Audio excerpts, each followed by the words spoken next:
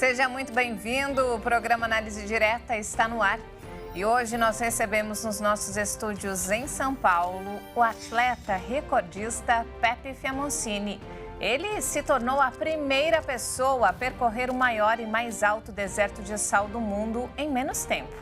E para dificultar ainda mais esse desafio, Pepe fez o trajeto de 170 quilômetros em 33 horas a pé e sem parar.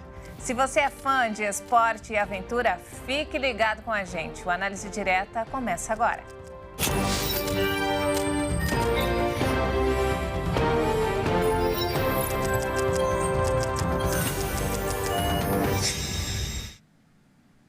Pepe, seja muito bem-vindo. É um prazer enorme te receber no programa. Muito obrigado, Ju. Mas antes de começar essa entrevista, vamos assistir um vídeo da aventura do Pepe no deserto da Bolívia.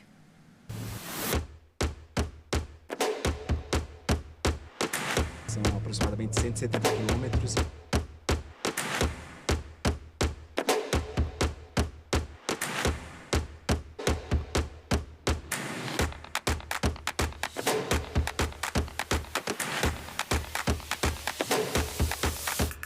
Vamos com tudo esse desafio, vambora, vambora! Estamos no meio do Salar do Uyuni, deserto de sal, o maior deserto e mais alto deserto de sal do planeta. Estou aqui para fazer essa aventura, essa travessia do Salar do Uyuni na sua maior extensão. Olha isso onde a gente tá, velho! Olha isso! São aproximadamente 170 quilômetros em linha reta, atravessando esse lugar um tanto quanto hostil. Um dos poucos pontos vistos do espaço e estamos a 3.600 metros de altitude. O desafio não é só físico, o desafio é mental, é de coração, é o desafio de completar isso. Tô animado.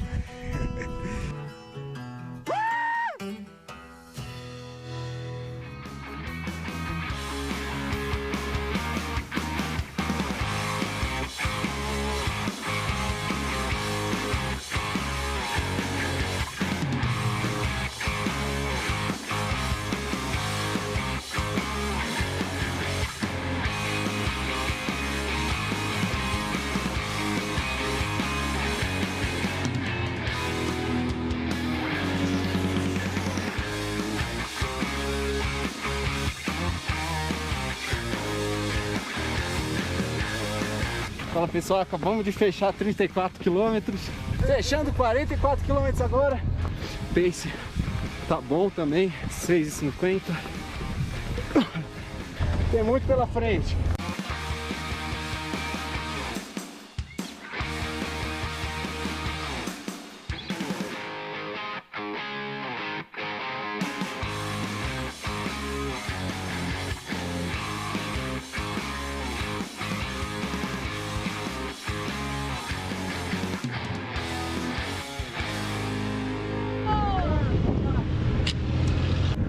Ah, que show, eu peguei isso. Tá louco, mano.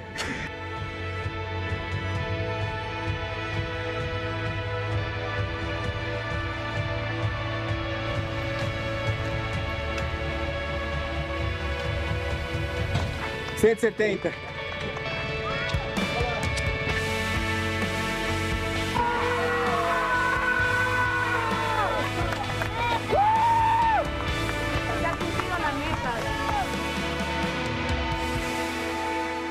Que aventura, hein, Pepe? Como que foi para você ser o primeiro a conseguir percorrer esse deserto a pé e sem parar? Foi assim, um divisor de águas, porque foi um projeto de 4 anos atrás, né? Desde antes da pandemia, que eu planejava fazer essa travessia, né? Eu viajei para a Bolívia, conheci o Salar do Uyuni e me encantei por aquele lugar. Assim, a energia que ele emana é muito especial.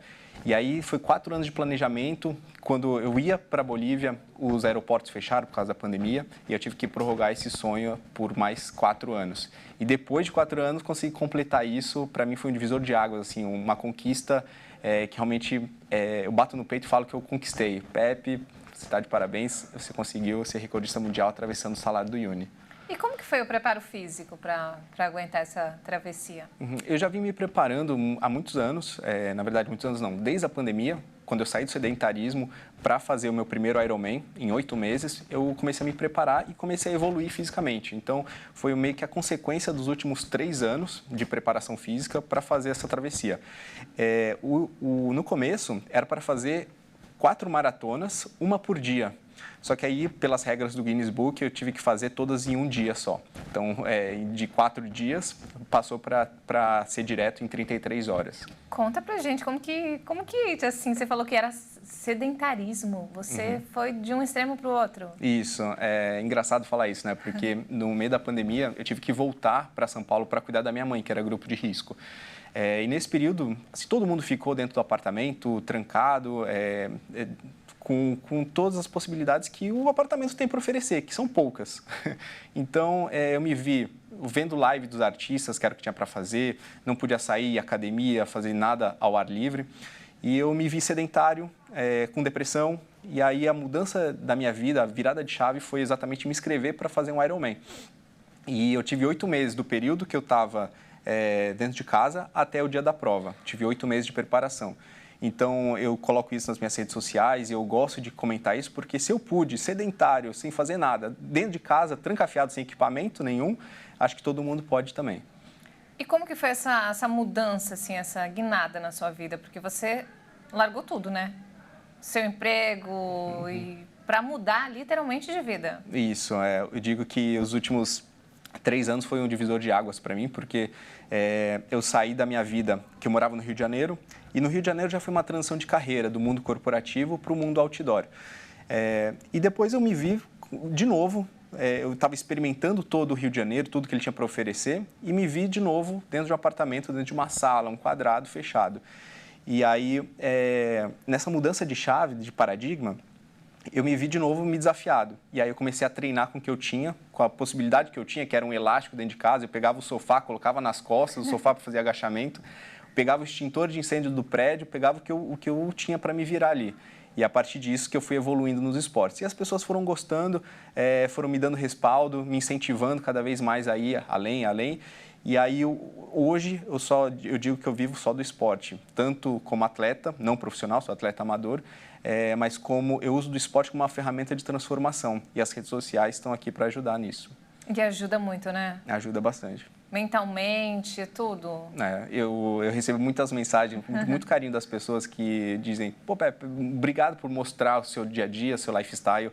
Isso me incentiva a sair da inércia de ficar parado dentro de casa, do sofá, e me motiva a querer sair. Realmente, a gente se nutre daquilo que a gente quer. Então, se a gente vê uma pessoa treinando, se esforçando, tendo algum tipo de resultado positivo, emanando isso, as pessoas que recebem isso também sentem e se sentem motivadas a começar. E ainda falando sobre o seu Guinness, qual foi a parte mais difícil, assim, no meio desse trajeto que você enfrentou? Você falou, caramba, eu acho que aqui eu não vou aguentar. Passou por isso? Passei. Bom, a viagem inteira, a expedição inteira foi muito difícil em diversos aspectos, desde clima, a variação térmica, porque lá é muito seco, então varia muito de temperatura, tanto para alto quanto para baixo.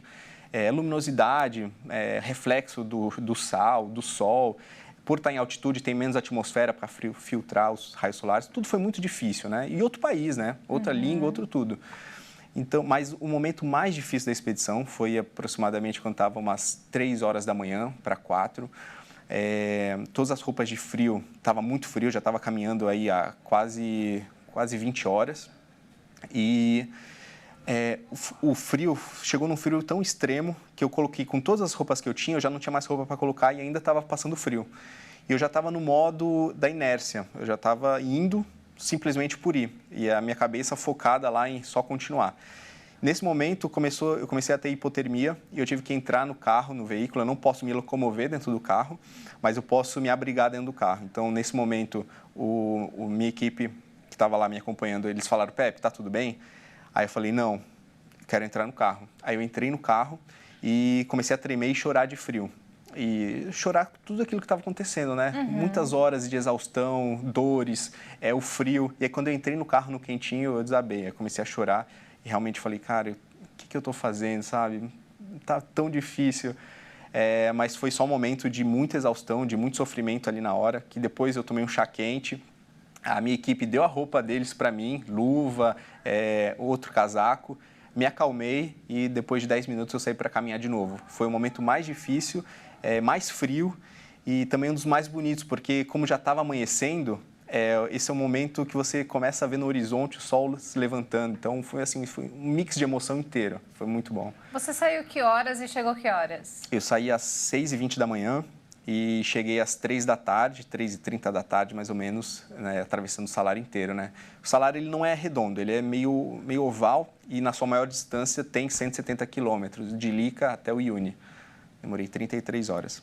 E como que foi sua chegada? Foi muito especial, porque quando eu comecei o desafio, eu sondei algumas empresas que podiam fazer o nosso apoio, da minha equipe, na travessia do Salar. Aí eu conheci algumas empresas, as empresas, muitas delas não levavam a sério, falavam, que o cara vai atravessar a pé, por que ele está fazendo isso, né? Só que, por sorte, eu encontrei uma empresa maravilhosa, a moça super atenciosa, e ela abraçou a ideia e falou, Pepe, estou contigo nessa, você vai conseguir. Inclusive, eu tenho amigos repórteres lá da Bolívia que podem fazer alguma coisa com você, isso é algo inédito aqui para a gente também. E aí, quando eu estava no meio do Salar do Uyuni, a minha equipe começou a receber sinal de internet e começou a receber mensagens. Onde está o Pepe? Quem que é? O que ele está fazendo? Por que ele está fazendo isso? Né? E a chegada na cidade do Uyuni foi marcada pela presença de muitas pessoas, inclusive jornalistas.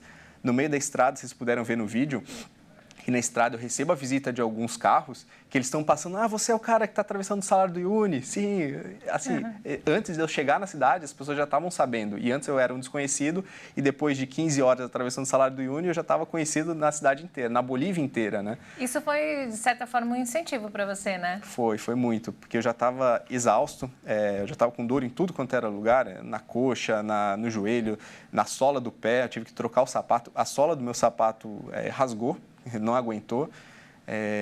Então, isso foi um incentivo muito grande. Aí, já chegando na cidade, quando eu entrei na cidade, os repórteres começavam a me entrevistar andando, que eu já não conseguia correr. Inclusive, uma repórter foi dentro do Salar do Uyuni para pegar as primeiras imagens comigo. E, assim, foi um choque, porque, para mim, era um desafio pessoal. O objetivo era tanto entrar para o Guinness Book, quanto era ajudar uma instituição lá do Rio de Janeiro, que é o Correndo por Eles. É uma instituição, um projeto que faz a inclusão de pessoas com deficiência física no mundo das corridas de rua. E aí, quando eles começaram a me entrevistar, eu falei, nossa, está ganhando corpo isso, né? Tá ficando interessante, né? Para a mídia deles. Então, lá mesmo na cidade, depois, eu ainda fiz algumas reportagens, fui para a rádio, fui para a televisão, apareci no jornal, foi bem interessante. Que legal. E como que foi, assim, a preparação? Você visitou o local algumas vezes, chegou a fazer o percurso de carro? O que você avaliou antes de enfrentar esse desafio? Eu fui 2 vezes para a Bolívia, né? Eu sou um multiatleta, né? Então, eu fui para a Bolívia na primeira vez escalar montanha, altas montanhas, né? Aqui na América do Sul, a gente tem a Cordilheira dos Andes, que é muito boa para escalada. Então, a primeira vez que eu fui para o Salar do Uyuni foi nessa viagem que eu acabei fazendo um puxadinho da viagem das montanhas, eu fui para o Salar do Uyuni. Foi quando eu me apaixonei e realmente eu tive esse sonho de falar, nossa, aqui dá para fazer uma grande coisa, um grande desafio. E aí, a segunda vez que eu fui, eu fiz realmente um tour, o Salar é um tour turístico, é bem conhecido, são 4 dias e 3 noites, onde você dorme no Salar, você dorme no Hotel de Sal, você conhece os geysers, você tem um tour que é padrão deles. E eu fiz esse tour. E tem o deserto de Dali, incrível, assim, é um outro mundo. E aí me apaixonei mais ainda e dei mais corpo, mais visibilidade, peguei mais contato com as empresas, me aproximei mais dessa minha realidade que veio a ser o meu sonho. E aí a terceira vez foi dessa vez, foi para bater o recorde, que foi engraçado que antes da pandemia, na verdade, na pandemia, quando estourou todo aquele caos, eu já estava com a passagem comprada para ir. Então, eu ia sair daqui do dia 29 e ia chegar no dia 30 na Bolívia. Só que justamente dia 30 a fronteira fechou. E aí eu tive que cancelar e esperar mais 4 anos, que foi essa vez que eu vi. Valeu a pena. Uhum. E depois do intervalo, a gente continua nosso bate-papo com o atleta recordista Pepe Fiamoncini, que já visitou 28 países fazendo as mais diversas aventuras. Daqui a pouco, não sai daí.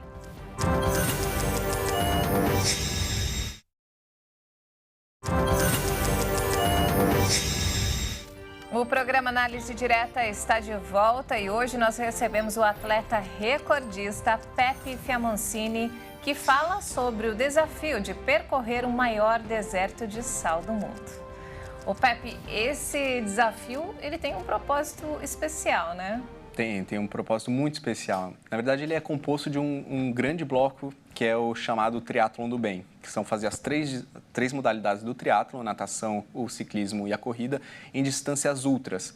Mas não só por uma coisa pessoal, mas por uma ação altruísta de ajudar instituições que ajudam outras pessoas. Então, eu nadei 36 quilômetros em mar aberto, no Rio de Janeiro, para ajudar o Golfinhos da Baixada, que é uma instituição que ajuda crianças carentes da Baixada Fluminense com aulas de natação e reforço escolar.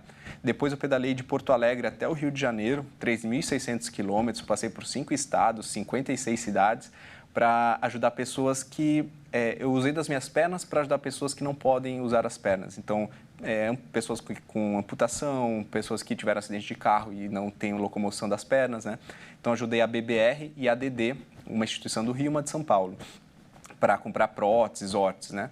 E para fechar o Triatlon do Bem foi a travessia do Salário do Uyuni, a corrida com 170 quilômetros, para ajudar o Correndo por Eles, que é um projeto que faz a inclusão de pessoas com deficiência física e também mental no mundo das corridas de rua, que é uma coisa incrível, porque você traz o esporte, que deveria ser individual, uma corrida, por uma experiência coletiva com as pessoas, com os voluntários, com os cadeirantes, assim, é algo sensacional, que eu adorei fazer. Você tem um condicionamento físico impressionante, né? Como que pode isso? Eu acho que, assim, quando a gente vai para distâncias ultras, o corpo, com certeza, ele tem que estar bom. Mas, principalmente, a cabeça e o espírito. Acho que eu que estou nesse mundo de ultras maratonas, ultras distâncias, quando eu converso com outras pessoas também desse mundo das ultras distâncias, todos têm o mesmo objetivo. Quando eu pergunto por que você faz isso, eles me respondem, Pepe, é porque eu me encontro com Deus. Então, é a parte do espírito que se aflora.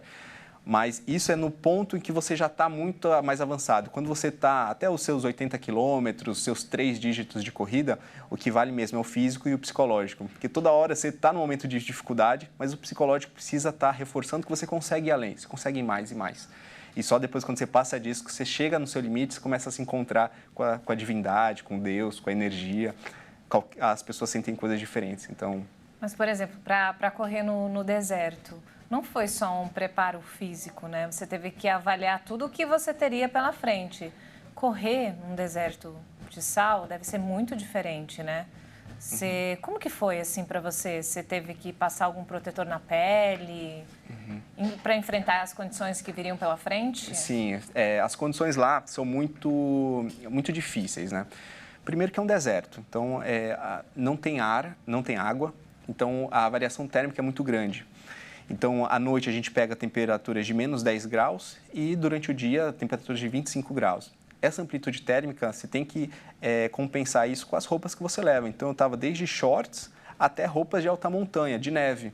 Então, essa foi a primeira dificuldade, né? A segunda dificuldade é a secura do ar. Toda a equipe ficou com o nariz sangrando. Foi incrível isso, pensar que você vai num lugar onde as pessoas sangram só por estar lá, sabe? O nariz sangrando, muito seco. Eu, pessoalmente, tive que chegar lá com muita antecedência para me aclimatar com a altitude. Afinal de contas, eu cheguei em La Paz, o aeroporto de La Paz já está a 4.200 metros de altitude e a cidade do Uyuni está a 3.600 de altitude. Então, essa diferença do nível do mar, onde eu estava, que é mais ou menos aqui em São Paulo, Rio de Janeiro, para a altitude, o corpo sente muito. Então, você pode ter náuseas, dor de cabeça, dor de barriga. Em casos extremos, você pode até ter um edema cerebral, se você não cuidar direito. Então, eu tive que chegar antes, treinar antes, saber como que o meu corpo ia reagir. Eu fiz treinos de corrida lá em altitude para realmente me aclimatar bem, porque essa era uma dificuldade que eu não teria se estivesse na mesma altitude que eu vivo. Fora isso, por estar em altitude também, a gente tem a incidência dos raios solares muito forte, muito mais fortes, tem menos camada de ar, né, de atmosfera, então os raios chegam mais fortes. E não só o raio que vem de cima, mas o raio que vem de baixo, porque justamente reflete o sal, vira um grande espelho, é tudo branco, vira um grande espelho refletor dos raios. Então, e você tem o olho claro, que acaba sendo um pouco mais sensível. Então, a gente tinha que usar protetor solar, eu usei protetor solar 70, óculos de grau 3, que é um grau que não deixa entrar tanta luminosidade, boné, toda hora protegido. E era engraçado, porque quando estava sol durante o dia, quente, e você suando, e ao mesmo tempo o vento frio te deixava com frio. E aí entrava uma nuvem que tampava o sol, a temperatura caía 8, 10 graus em questão de minutos. Então, foram diversas dificuldades ali. Fora tudo isso, a gente está em outro país, outra língua, outra moeda. Você está no lugar onde, para você ter algum tipo de socorro próximo, você tem que estar 2 horas de carro em alta velocidade. São coisas muito longes, né?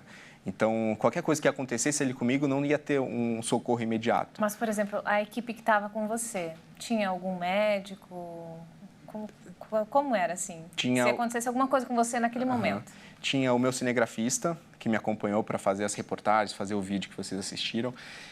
Tinha um motorista, que era a pessoa que mais tinha conhecimento do ambiente ali. Ele, de olho fechado, ele sabia tudo que tinha ao redor e onde podia buscar socorro e tudo, hospitais. E tinha a minha amiga da produção, que ela me ajudou com todo o restante. Então, tudo que não era vídeo e a direção do carro, ela me ajudava. Inclusive, fazer as marcações de pré-requisitos do Guinness Book, que eles pedem uma série de requisitos para você comprovar que você fez aquilo. Então, entrevista com testemunhas, recordação fotográfica, um logbook. Então, ela tinha que ficar fazendo isso daí. O que eu comia, o que eu não comia, se eu troquei de tênis, para descrever tudo isso para o Guinness Book. E como que era a sua alimentação? Você parava para comer alguma coisinha, entrava na van? Eu quis fazer tudo o mais sem parar possível, sem pausa. E realmente foi o que aconteceu. Até o quilômetro 60 eu corri muito bem, firme. Depois eu comecei a sentir muita dificuldade em regular minha temperatura do corpo, justamente porque quando eu acelerava, a temperatura do corpo subia e começava a suar. E aí entrava uma nuvem, entrava um vento, eu resfriava e me cobria. Então eu tive dificuldade de regular minha temperatura. Nesse momento, eu comecei a caminhar. E aí, quando eu caminhei, aí foi só decaindo o ritmo. E a alimentação foi, basicamente, a alimentação nas ultramaratonas.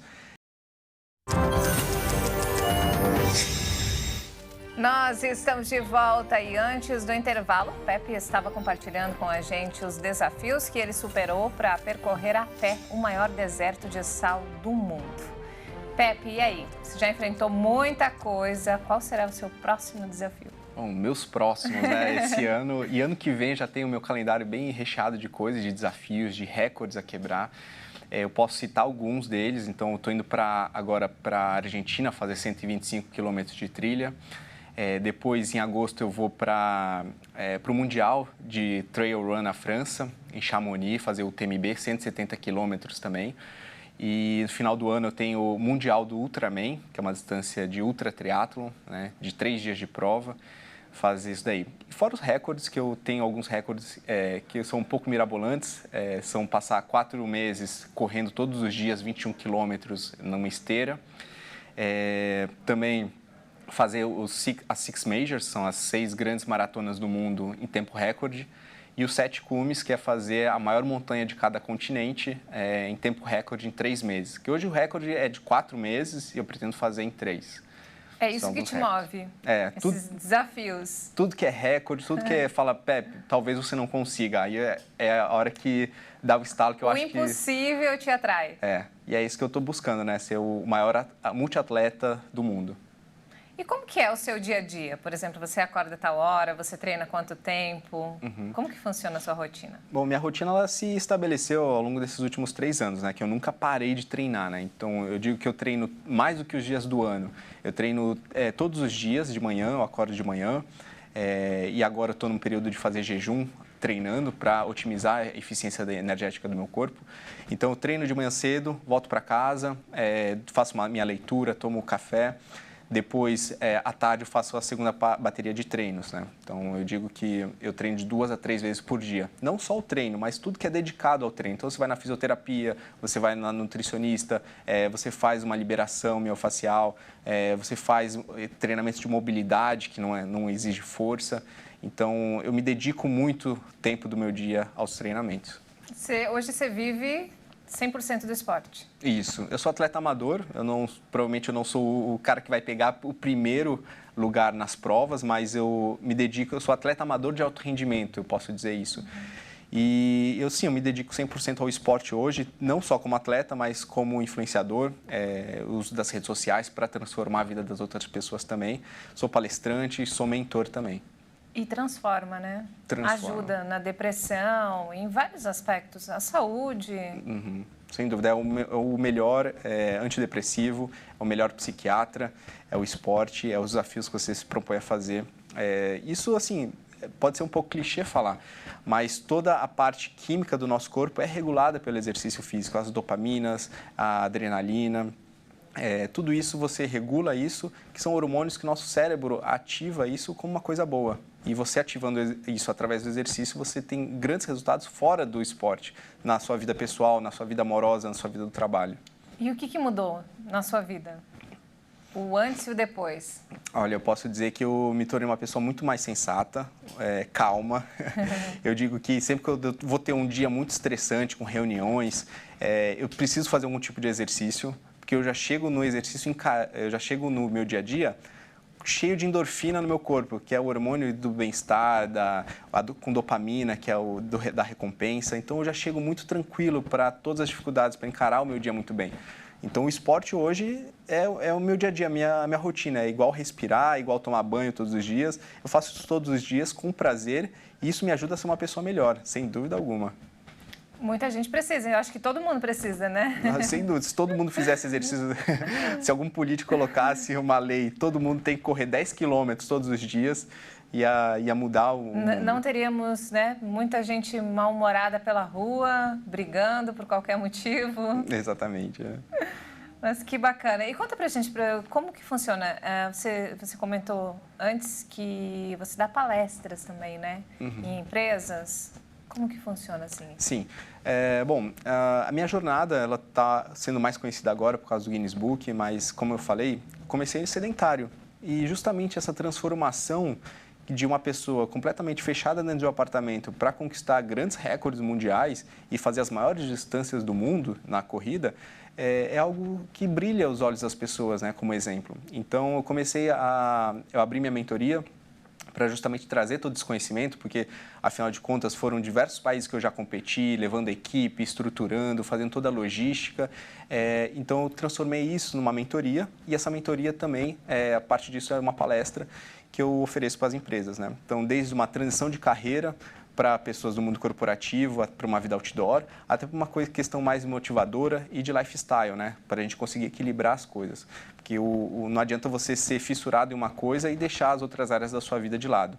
Então, ter esse equilíbrio, eu falo muito sobre isso na palestra também, sobre os desafios, sobre o que eu aprendi nos meus desafios e a ter equilíbrio na vida. Porque se a gente for muito para um lado do que para o outro, a gente vai deixar lacunas que a gente não quer deixar. Então, se a gente se dedicar 100% ao esporte, a gente vai deixar de lado, como a gente já vê muitos atletas aí tendo burnout, deixando a vida social de lado, a família de lado.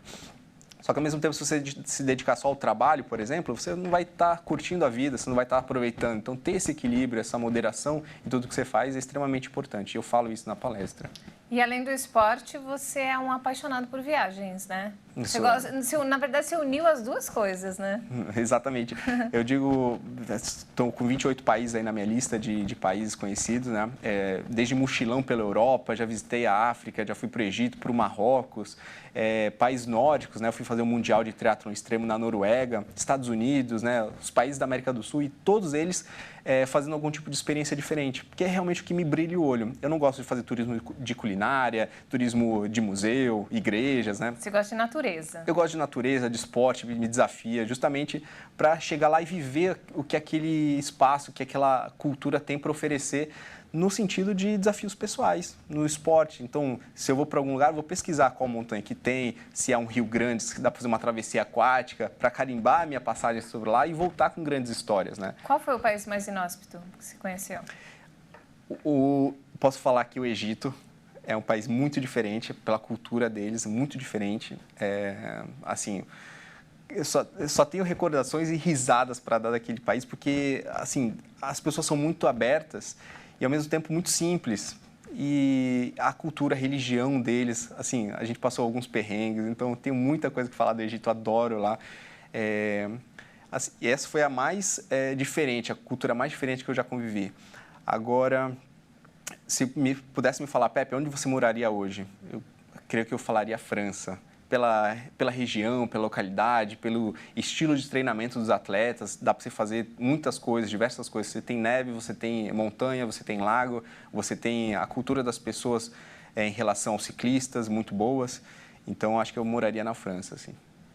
Se apaixonou por lá? Sim, eu cheguei a morar lá, né, para estudar o francês e morei lá, me apaixonei por lá. E quando eu fiz meu mochilão também pela Europa, foi um dos países que mais me agradou, assim. Eu sou italiano, né? Então minha família toda é de lá, então tem um pezinho por ali também, que também adorei. Mas eu acho que pela localização perto da Suíça ali, eu ficaria na França. E a meta de países? Você pretende conhecer quantos? Pelos meus desafios que eu tenho pela frente, eu creio que eu falaria mais uns 10 países. Eu não quero zerar o mundo, mas tem uns 10 países aí na minha listinha que tem grandes provas que eu adoraria fazer, né? Incluindo o Alasca, por exemplo, né? Ali parte dos Estados Unidos, Índia, Nepal, quero subir o Everest. Parte dos 7 cumes é ir para essa região do Nepal, né? Fazer as montanhas de lá. Austrália. Então, tem alguns desafios que eu estou me propondo a fazer que vou conhecer esses países ainda. Você falou que já foi para Marrocos, né? Você correu no deserto do Saara? Não, lá não. Não? Não, mas adoraria. Tem uma prova chamada Race the Planet, que ela percorre os maiores desertos do mundo. E é uma prova que eu gostaria de fazer. Só que a logística em si é muito grande. E é uma discrepância muito grande, né? Porque você correr no deserto... São desertos diferentes, na verdade, que você correu e lá, né? Exato. Onde eu corri é extremamente seco e o chão é sal. E nesses desertos é areia fofa, com duna, com subida. O que é pior? É mais difícil correr na areia, sem dúvida. O pé afunda, se torna o ambiente mais difícil rigorosamente, fisicamente falando. Exige mais do corpo. Exige mais. E também, normalmente, quando tem o deserto de areia, é muito mais quente. E no calor, nosso corpo sofre mais do que no frio. E você foi uma criança que sempre quis fazer todo tipo de esporte ou não? Sim, eu comecei com 12 anos no esporte, né? Na verdade, até um pouco antes, né? O meu pai me levava para a escolinha de futebol e eu queria ser jogador de futebol, aquela coisa toda. Só que no meio da escola, eu entrei para o Kung Fu. E me apaixonei pelo Kung Fu porque era o esporte onde eu exercia comigo mesmo, não dependia de uma equipe, do desempenho das outras pessoas. E foi o primeiro esporte que me desafiou. Que eu cheguei acabado depois do primeiro treino e falei, caramba, eu quase não consegui completar, é isso que eu quero. E aí foi a partir disso que eu virei faixa preta de Kung Fu, muito cedo, com 19 anos, faixa preta, segundo Dan, comecei a dar aula.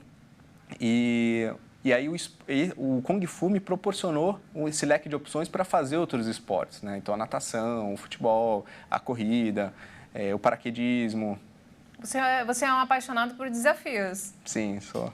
Adoro. É isso que te move? O que me motiva é exatamente achar que eu não consigo fazer as coisas. Acho que nossos objetivos têm que ser tão desafiadores que a gente acha que não consegue. E a partir disso a gente corre atrás para conseguir fazer. Você sai de um improvável, de um impossível para um improvável, para com certeza, que você vai conseguir. Essa jornada. E antes de encerrar, você tem algum contato que você gostaria de compartilhar com a gente? Sim, minhas redes sociais, por favor, acompanhe minhas aventuras lá. É o Pepe Fiamoncini, meu Instagram, Pepe, P-E-P-E, Fiamoncini. Meu Instagram é esse, meu Facebook também e meu YouTube também é esse, Pepe Fiamoncini. Você compartilha todos os seus vídeos, então, no Instagram? Sim, todos os dias. Minha motivação diária é motivar as outras pessoas. Então, acordo, já dou aquela lição de moral para a gente treinar junto. Todos os dias eu treino, começando de manhã. E quem quiser seguir minha rotina e se motivar também, por favor, me siga. E quem quiser contratar a sua palestra também é tudo pelo Instagram. Os contatos estão lá. Primeiro contato pelo Instagram, depois posso trocar o e-mail no peplfi@gmail.com. Muito obrigada, Pepe. Boa sorte no seu próximo desafio. Obrigado. Estaremos aqui sempre de olho. Obrigado você, Gil. Obrigado pela oportunidade, pelo espaço aqui na Rede TV. E o Análise Direta chega ao fim. Continue ligado na nossa programação, porque aqui você sempre tem um especialista renomado tirando todas as suas dúvidas sobre assuntos importantes que fazem parte do nosso dia a dia. Muito obrigada pela companhia e até a próxima.